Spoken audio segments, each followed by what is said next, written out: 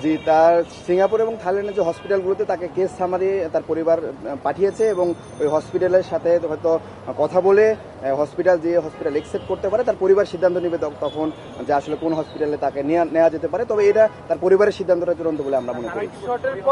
ওই হসপিটালে এখনো ওইভাবে রেসপন্স করে নাই, কেস সামারি অ্যানালাইসিস ওরা হয়তো করছে, তার পরিবার অফিসিয়ালি তাকে বাইরে নেওয়ার ব্যাপারে সিদ্ধান্ত দিবে। আমরা তার পরিবারের কথার জন্য আমরা অপেক্ষা করে থাকবো। জি, হাদি ভাইয়ের বুলেটটা রাইট সাইড দিয়ে ঢুকে গিয়ে বাম সাইড দিয়ে বের হয়ে গেছে, টেম্পোরাল রিজন দিয়ে। বুলেটের ফ্রেগমেন্ট আমরা একটা কাভার শেল সেটা পেয়েছি অপারেশনের সময়, এবং একটা অংশ তার ব্রেন স্টেমের মধ্যে রয়ে গিয়েছে এবং সেটা খুব বেশি বুলেট ফ্রেগমেন্ট হয়ে একটা অংশ বাইরে গিয়েছে এবং একটা অংশ ব্রেন স্টেমে রয়ে গেছে, এবং একটা শেল বুলেটের কাভার আমরা অপারেশনের সময় বের করতে পেরেছি।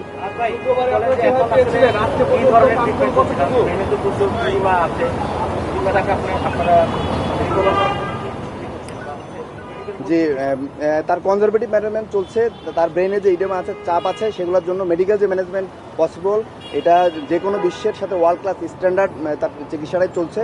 তো সেটা কনজারভেটিভ ম্যানেজমেন্টে চলছে এবং ফার্দার কোনো সার্জারি লাগবে না বলে আমরা মনে করি। তারপরে যদি বোর্ড মনে করে যে না নেক্সট কোনো প্রসিডিউরে যেতে হবে, তাহলে সেই বোর্ডের সিদ্ধান্ত অনুসারে সেই প্রসিডিউরে যাওয়া পসিবল হবে। জিসিএস তার এখনো 3, আর E1 VT M1 আমরা মেডিকেলের ভাষায় বলি।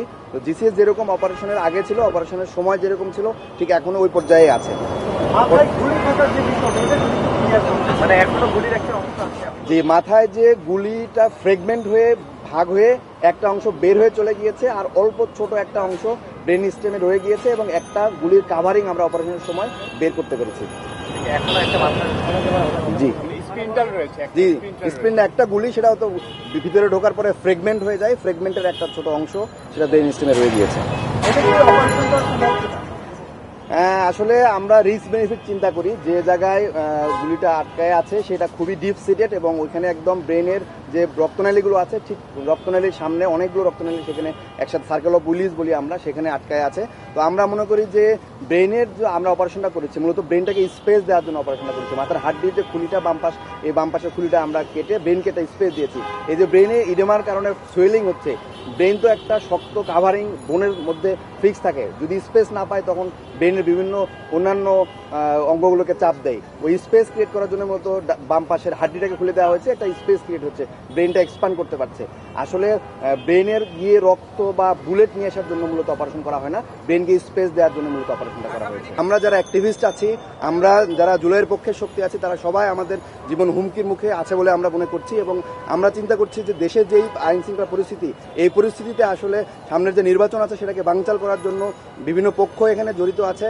আমি দেশের স্বরাষ্ট্র উপদেষ্টা সহ যে প্রধান উপদেষ্টা আছে তাদের কাছে আহ্বান জানাচ্ছি যে আপনারা দ্রুততম সময়ের মধ্যে এই আইন শৃঙ্খলা পরিস্থিতি উন্নতি করেন, এবং যে অপরাধী তাদেরকে গ্রেপ্তারের আওতায় আনতে হবে, এবং তাদেরকে বিচার এবং দৃশ্যমান বিচারের আওতায় আনতে হবে বলে আমরা মনে করি। যদি আপনারা সেটা না করতে পারেন, তাহলে আমরা যে জুলাই শক্তিগুলো আছে, আমাদের জীবন যে হুমকির মুখে আছে, এবং আমাদেরকে কন্টিনিউয়াস ফোন করে বিভিন্ন ইন্ডিয়া থেকে অপরিচিত নাম্বার থেকে ফোন করে আমাদের নাম্বার পাবলিক করে দেওয়া হচ্ছে, বিভিন্ন গ্রুপে আমাদের নাম্বারকে দিয়ে দেওয়া হচ্ছে, আমাদের পরিবারের আমাদের বাসার লোকেশনগুলো ট্র্যাক করা হচ্ছে, আমাদেরকে হুমকি ধুমকি দেওয়া হচ্ছে। তো এগুলোর আসলে শেষ কোথায়?